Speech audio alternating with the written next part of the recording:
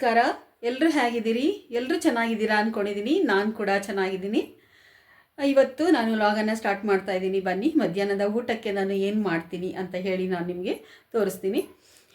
ಎಲ್ಲರೂ ಸಬ್ಸ್ಕ್ರೈಬ್ ಮಾಡಿ, ನಮ್ಮ ಚಾನೆಲ್ನ ಲೈಕ್ ಮಾಡಿ, ಕಮೆಂಟ್ ಮಾಡಿ, ಹಾಗೂ ಎನ್ಕರೇಜ್ ಮಾಡಿ, ಸಪೋರ್ಟ್ ಮಾಡಿ. ನೋಡಿ, ಸೊಪ್ಪುಗಳನ್ನೆಲ್ಲ ತಗೊಂಡಿದ್ದೀನಿ ನಾನು ಇವತ್ತು. ದಂಟಿನ ಸೊಪ್ಪು ಮತ್ತು ಸಬ್ಸಿಗೆ ಸೊಪ್ಪು, ಕೀರೆ ಸೊಪ್ಪಿದೆ. ಇದನ್ನೆಲ್ಲ ನಾನು ಈಗ ಬಿಡಿಸ್ಕೊಳ್ತೀನಿ. ಸೊಪ್ಪನ್ನು ಬಿಡಿಸ್ಕೊಳ್ಳೋದು ಕೂಡ ಒಂದು ಕಲೆ ಅಂತಾರೆ. ನಾನು ಇದನ್ನೆಲ್ಲ ಪಕ್ಕದಲ್ಲಿ ತೆಗೆದಿಟ್ಕೊಳ್ತೀನಿ. ನೆಲಕ್ಕೆ ಮಾತ್ರ ಹಾಕ್ಕೊಳ್ಳಿ. ಸೊಪ್ಪನ್ನ ನೆಲಕ್ಕೆ ಹಾಕಿದ್ರೆ ನನಗೂ ಇಷ್ಟ ಆಗಲ್ಲ. ಎಲ್ಲ ಬಿಡಿಸ್ಕೊಳ್ಳೋಣ. ದಂಟು ಚೆನ್ನಾಗಿತ್ತು ಅಂತ ಅಂದರೆ ಅದನ್ನು ತೆಗೆದುಬಿಟ್ಟು ಹಾಕ್ಕೊಳ್ಬೋದು. ಇದು ಎರಡು ಥರ ದಂಟು ಕೂಡ ಇದೆ. ಬಿಳಿ ದಂಟು ಇದೆ, ಕೆಂಪು ದಂಟು ಇದೆ.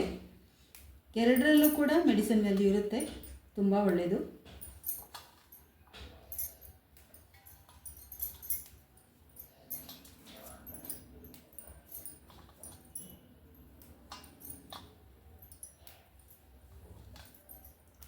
ಸೊಪ್ಪು ತಿನ್ನೋದ್ರಿಂದ ಹಾರ್ಟ್ ತುಂಬಾ ಚೆನ್ನಾಗಿರುತ್ತೆ. ತುಂಬ ನಾರಿನಂಶ ಇರೋದ್ರಿಂದ ಸೊಪ್ಪಲ್ಲಿ ತುಂಬಾ ಒಳ್ಳೆಯದು. ಹೀಗೆ ಒಂದೊಂದೇ ಬಿಡಿಸ್ಕೊಳ್ಬೇಕು. ಚೆನ್ನಾಗಿಲ್ಲದೆ ಇರೋ ಸೊಪ್ಪನ್ನೆಲ್ಲ ತೆಗೆದುಹಾಕ್ಕೊಳ್ಬೇಕು. ಇನ್ನೂ ಕೂಡ ಬಹಳಷ್ಟು ಜನ ಸೊಪ್ಪನ್ನು ತಿನ್ನದೇ ಇರೋರು ಕೂಡ ಇದ್ದಾರೆ. ಆ ಥರ ಮಾಡಬೇಡಿ. ಸೊಪ್ಪನ್ನು ತಿನ್ನಿ. ವಾರಕ್ಕೆ 2 ಸಲ ಆದರೂ ಸೊಪ್ಪನ್ನು ಬಳಸಿ. ಇಲ್ಲಾಂದರೆ ಬೇಗ ಅರ್ಜೆಂಟಾಗಿ ನಾವು ಸೊಪ್ಪನ್ನು ಬಳಸಬೇಕು ಅಂತ ಅಂದಾಗ ಪಾಲಕ್ಕು ಮತ್ತು ಮೆಂತ್ಯ ಸೊಪ್ಪನ್ನು ಎಲ್ಲದಕ್ಕೂ ಬಳಸಿ. ಸ್ವಲ್ಪ ಸಮಯ ಹಿಡಿಯುತ್ತೆ ಈ ಸೊಪ್ಪಿನ ಸಾಂಬಾರೆಲ್ಲ ಮಾಡಬೇಕಾದ್ರೆ. ನಾನಿವತ್ತು ಸೊಪ್ಪಿನ ಪಲ್ಯ ಮಾಡೋಣ ಅಂತ ಇದ್ದೀನಿ. ಎಲ್ಲ ಸೊಪ್ಪನ್ನು ಹಾಕ್ಬಿಟ್ಟು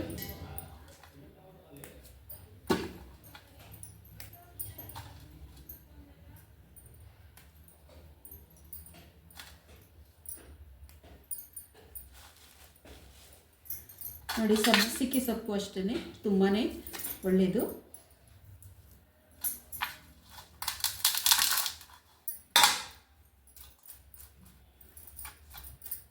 ತೊಳೆಯೋದು ಅಷ್ಟೇ ತುಂಬ ಚೆನ್ನಾಗಿ ತೊಳಿಬೇಕು. ನಾನಿವಾಗ ಹೊರಗಡೆ ಹೋಗಿ ತೊಳ್ಕೊಂಡು ಬರ್ತೀನಿ.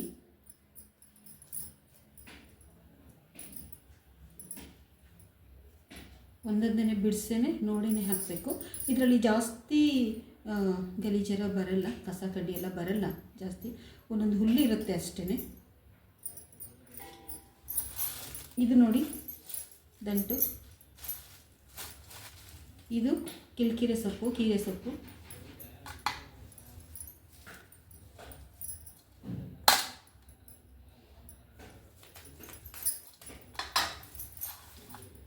ಏನಂದರೆ ಒಂದೊಂದೇ ಬಿಡಿಸ್ಕೊಳ್ಬೇಕು. ಹಿಂದ್ಗಡೆ ದಂಟೆಲ್ಲ ತೆಗೆದುಬಿಟ್ಟು ಬೇರೆಲ್ಲ ಹಾಕ್ಬಿಡ್ತಾರೆ. ಆದರೆ ನಮಗೆ ಇಷ್ಟ ಆಗಲ್ಲ ಅದು. ಇದೇ ಥರನೇ ಬಿಡಿಸ್ಕೋಬೇಕು ಒಂದೊಂದೇ. ತುಂಬ ನಾರಿತ್ತು ಅಂದರೆ ಸೊಪ್ಪೆ ಬಿಡಿಸ್ಕೋಬೋದು. ನೋಡಿ, ನಾರಿಲ್ಲ ಇದರಲ್ಲಿ, ಜಾಸ್ತಿ ಎಳೆದಾಗಿದೆ.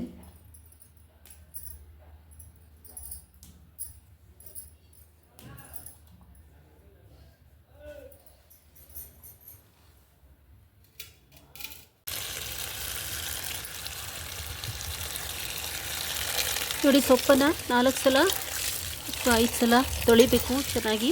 ನಾನು ಇದನ್ನು ತೊಳೆದಿದ್ದೀನಿ. ಕೊನೆ ಸಲ ತೊಳಿತಾ ಇದ್ದೀನಿ ಅಷ್ಟೇ. ಇದನ್ನು ನೋಡಿ, ತೊಳಿಬೇಕು ಚೆನ್ನಾಗಿ.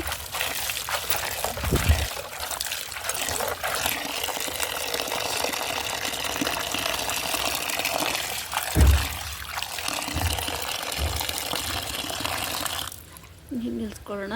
ಈಗ ಸೊಪ್ಪನ್ನ ನೋಡಿ ಈ ಥರ ತೊಗೋಬೇಕು. ಹಿಂಗೆ ಮೇಲೆ ತಗೊಂಡು ಈ ಒಂದು ಬಟ್ಲಿಗೆ ನಾನು ಹಾಕ್ಕೊಳ್ತೀನಿ.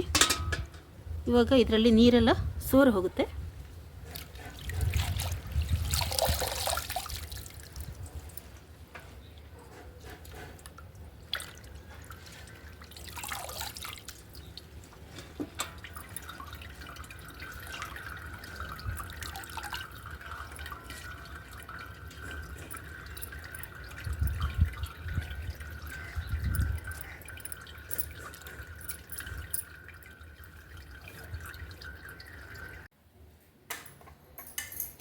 ಸೊಪ್ಪೆಲ್ಲ ತೊಳ್ಕೊಂಡಿದ್ವಲ್ಲ, ಇವಾಗ ನೀರೆಲ್ಲ ಸೋರಿದೆ.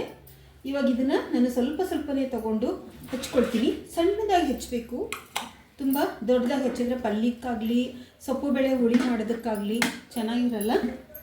ತುಂಬಾ ಸಣ್ಣದಾಗಿ ಹೆಚ್ಕೋಬೇಕು.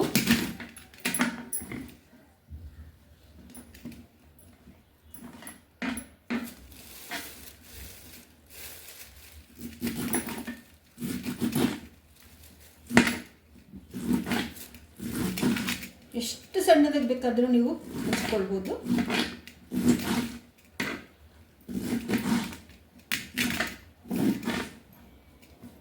ಬಮ್ಮ ಈ ಕಡೆ ಓಡಾಡಬೇಡ ನೀನು.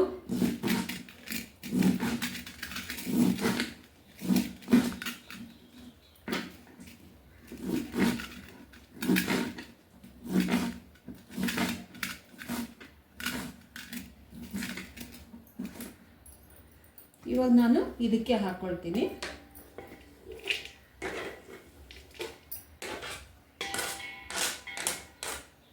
ಎಲ್ಲ ಹಚ್ಚಿ ನಾನು ಈ ಪಾತ್ರೆಗೆ ಹಾಕ್ಕೊಳ್ತೀನಿ.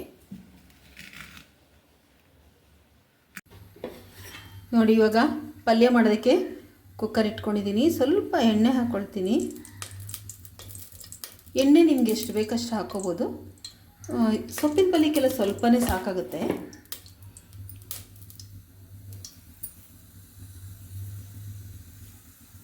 ಇವಾಗ ನಾನು ಜೀರಿಗೆ ಮತ್ತು ಸಾಸಿವೆನ ಹಾಕ್ಕೊಳ್ತೀನಿ.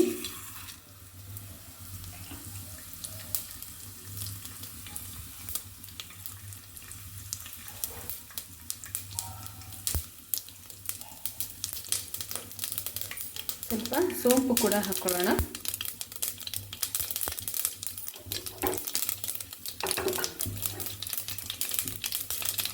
ಇವಾಗ ನೋಡಿ, ಮೆಣಸಿನಕಾಯಿ ಮತ್ತು ಈರುಳ್ಳಿನ ಹೆಚ್ಚಿಟ್ಕೊಂಡಿದ್ದೀನಿ, ಅದನ್ನು ಕೂಡ ಹಾಕ್ಕೊಳ್ತೀನಿ.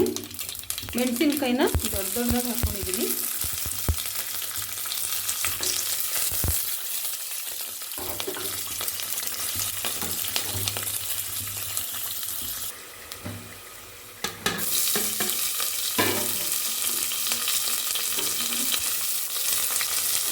ನಾನು ಮೆಣಸಿನಕಾಯಿನ ಉದ್ದಕ್ಕೆ ಹಾಕಿದ್ದೀನಿ, ಯಾಕಂದರೆ ಸೊಪ್ಪಿನೊಳಗಡೆ ಹಸಿಮೆಣಸಿನ್ಕಾಯಿ ಗೊತ್ತಾಗೋದಿಲ್ಲ.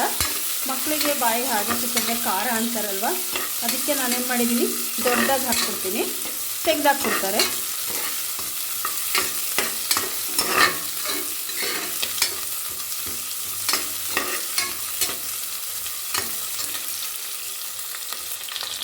ಇವಾಗ ಇದಕ್ಕೆ ಸೊಪ್ಪು ಹೆಚ್ಚಿಟ್ಕೊಂಡಿದ್ನಲ್ಲ ಅದನ್ನು ಹಾಕ್ಕೊಳ್ತಾ ಇದ್ದೀನಿ ನೋಡಿ.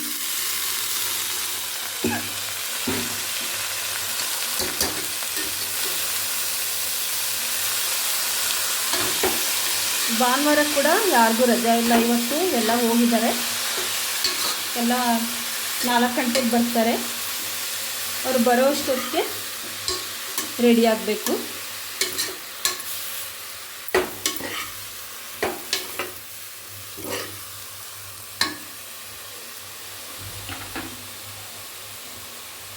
ಈಗ ಸ್ವಲ್ಪ ಕೊತ್ತಂಬರಿ ಸೊಪ್ಪು ಹಾಕ್ಕೊಳ್ಳೋಣ. ಎಲ್ಲದಕ್ಕೂ ಕೊತ್ತಂಬರಿ ಸೊಪ್ಪನ್ನು ಹಾಕಿ, ತುಂಬ ಒಳ್ಳೆಯದು ಕೊತ್ತಂಬರಿ ಸೊಪ್ಪು.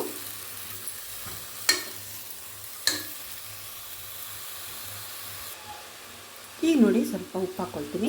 ಸೊಪ್ಪಿಗೆ ಯಾವತ್ತೂ ಉಪ್ಪು ಸ್ವಲ್ಪ ಕಡಿಮೆ ಇರಬೇಕು, ಏಕೆಂದರೆ ಸೊಪ್ಪಿನಲ್ಲೇ ಉಪ್ಪಿರುತ್ತೆ.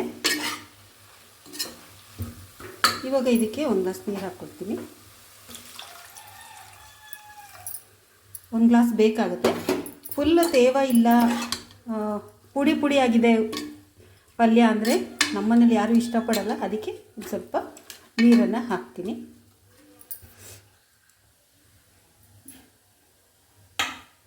ಸ್ವಲ್ಪ ಕಾಯಿ ತುರಿಯನ್ನು ಹಾಕ್ಕೊಳ್ಳೋಣ.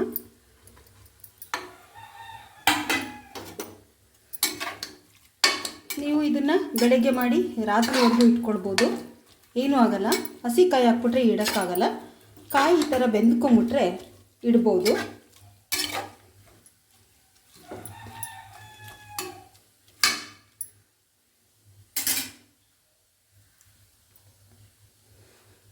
ಇವಾಗ ಇದನ್ನು 3 ವಿಜಿಲ್ ಕೂಗಿಸ್ಕೊಳ್ತೀನಿ.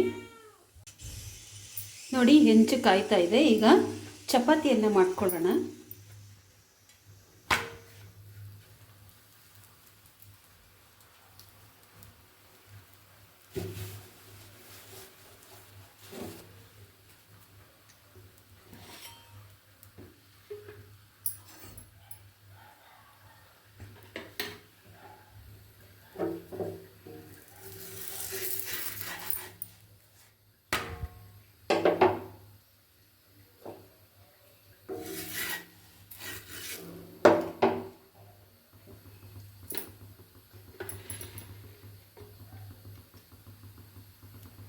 ಸ್ವಲ್ಪ ಎಣ್ಣೆ ಹಾಕ್ಕೊಳ್ತೀನಿ.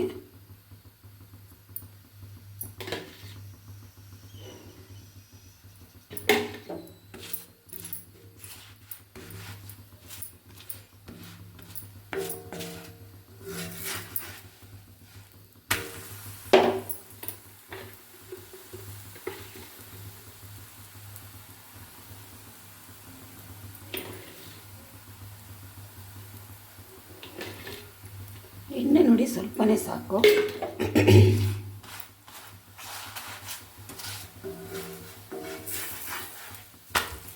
ಇದು ಜಾಸ್ತಿ ಆಯಿತು ಅಮ್ಮ ಅಂತಾಳೆ ನನ್ನ ಮಗಳು.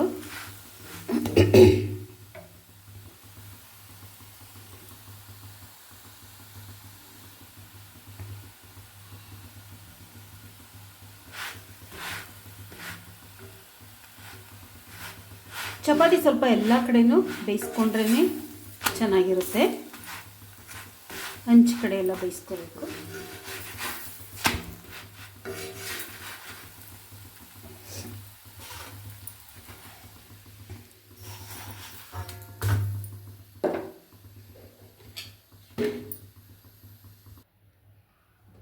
ನೋಡಿ ಸೊಪ್ಪಿನ ಪಲ್ಯ ಯಾವ ರೀತಿ ರೆಡಿಯಾಗಿದೆ ಅಂತ. ಒಳ್ಳೆ ಕಲರ್ಫುಲ್ ಆಗಿದೆ. ಇವಾಗ ನಾವು ಚಪಾತಿ ಜೊತೆಗೆ ಸರ್ವ್ ಮಾಡ್ಕೊಳ್ಳೋಣ. ಇವಾಗ ಬೇಕಂದರೆ ಇನ್ನೊಂದು ಸ್ವಲ್ಪ ಕಾಯಿ ತುರಿನ ಈ ಥರ ಹಾಕ್ಕೊಳ್ಬೋದು. ನೋಡಿದ್ರಲ್ಲ ಇವತ್ತಿನ ನನ್ನ ಲಾಗಲ್ಲಿ ಏನಿತ್ತು ಅಂತ ಹೇಳಿ.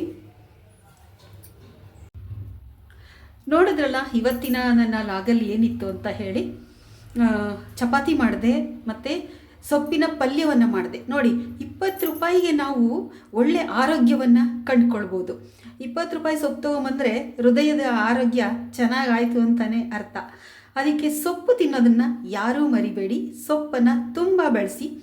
ಈ ವಿಡಿಯೋ ನಿಮ್ಗೆ ಇಷ್ಟ ಆಗಿದೆ ಅಂದರೆ ಒಂದು ಲೈಕ್ ಕೊಡಿ, ಸಬ್ಸ್ಕ್ರೈಬ್ ಮಾಡ್ಕೊಂಡು ನೋಡ್ಕೊಡಿ. ಎಲ್ಲರೂ ಸಬ್ಸ್ಕ್ರೈಬ್ ಮಾಡಿ, ಒಂದು ಲೈಕ್ ಕೊಡಿ, ಒಂದು ಕಮೆಂಟ್ ಮಾಡಿ.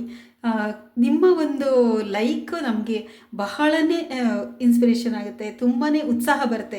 ಹೊಸ ವೀಡಿಯೋಗಳನ್ನು ಮಾಡೋದಕ್ಕೆ ನಮಗೂ ಕೂಡ ಇಷ್ಟ ಆಗುತ್ತೆ. ಎಲ್ಲ ಲೈಕ್ ಮಾಡ್ತೀರಲ್ಲ, ಶೇರ್ ಮಾಡಿ, ಕಮೆಂಟ್ ಮಾಡಿ ಅಂತ ಹೇಳ್ತಾ ಇದ್ದೀನಿ. ಎಲ್ರಿಗೂ ಧನ್ಯವಾದಗಳು. ಆರಾಮಾಗಿರಿ, ನಗ್ತಾ ಇರಿ. ಮತ್ತೆ ಇನ್ನೊಂದು ಲಾಗ್ನಲ್ಲಿ ನಾನು ಸಿಗ್ತೀನಿ.